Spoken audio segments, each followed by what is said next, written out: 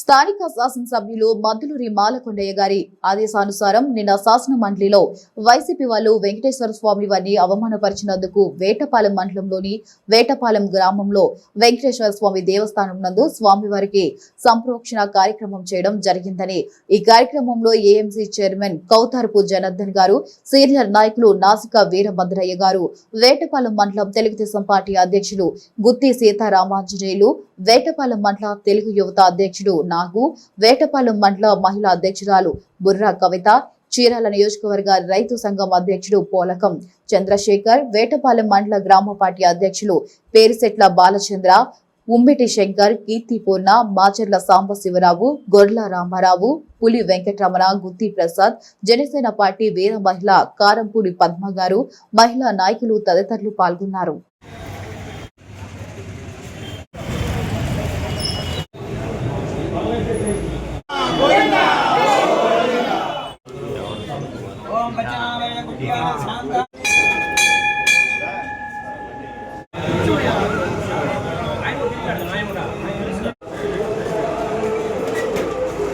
మందున్నారు గోవింద గోవింద అని ఒక్కళ్ళు కూడా చెప్పట్లేదు కదా.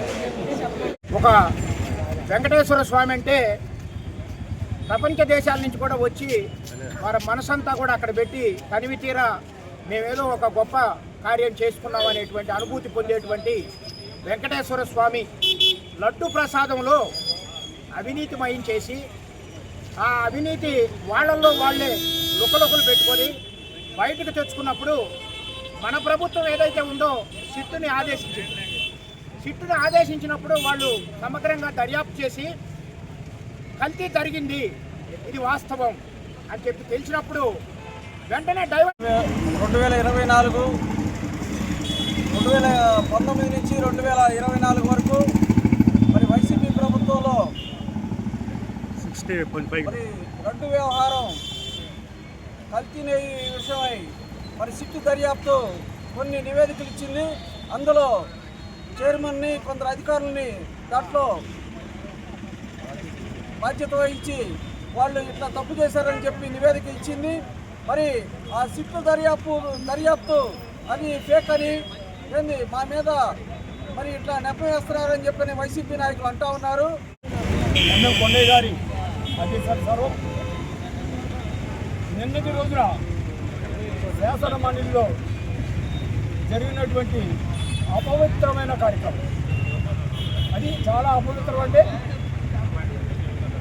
భారతదేశంలో హిందువులందరూ కూడా అత్యంత దైవంగా భావించే వెంకటేశ్వర స్వామిని అవమానించడం, శాసన మండలిలో అపవిత్రం చేయడమే.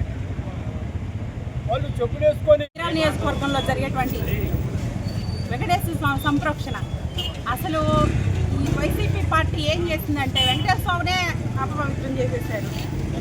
పాలు లేకుండా వెన్న లేకుండా నెయ్యి చేయటం అంటే కొవ్వుతో మీరు చేసిన పాపం ఎక్కడికి పోదు, గుర్తుపెట్టుకోండి. వైసీపీ నాయకులందరికీ చెప్తా ఉన్నాము, ఈ పాపం పండే రోజు వచ్చేసింది. సాక్షాత్ కలియుగంలో వెంకటేశ్వర స్వామిని కదిలించారు అంటే మీరు ఎంతో ప్రపంచ ప్రఖ్యాతిగాంచిన వెంకటేశ్వర స్వామిని కదిలించారు, మీ పాపం పండింది. అట్లాగే మీ నోర్లు సీఎం చంద్రబాబు నాయుడు గారిని ఆ విధంగా మాట్లాడారంటే మీరు అసలు మీకేం చెప్తున్నారు, ప్రజలకు ఏం చెప్తున్నారు? మీరు పూర్తి మాటలు మాట్లాడమని చెప్తున్నారు. మీ జగన్మోహన్ రెడ్డి మీకు సిగ్గు అనేది లేదు. అసలు మీరు వెంకటేశ్వర స్వామి జోలికి వెళ్ళారు, మీ పతనం స్టార్ట్ అయిపోయింది అంతే. మీరు 11 సీట్లకు పరిమితం చేశారు ప్రజలు, మీకు సిగ్గు అనేది కనపడలేదు ఎక్కడ. మిమ్మల్ని తరిమి కొట్టే రోజు వస్తుంది, ఆ రోజు కోసం వెయిట్ చేయండి ఖచ్చితంగా.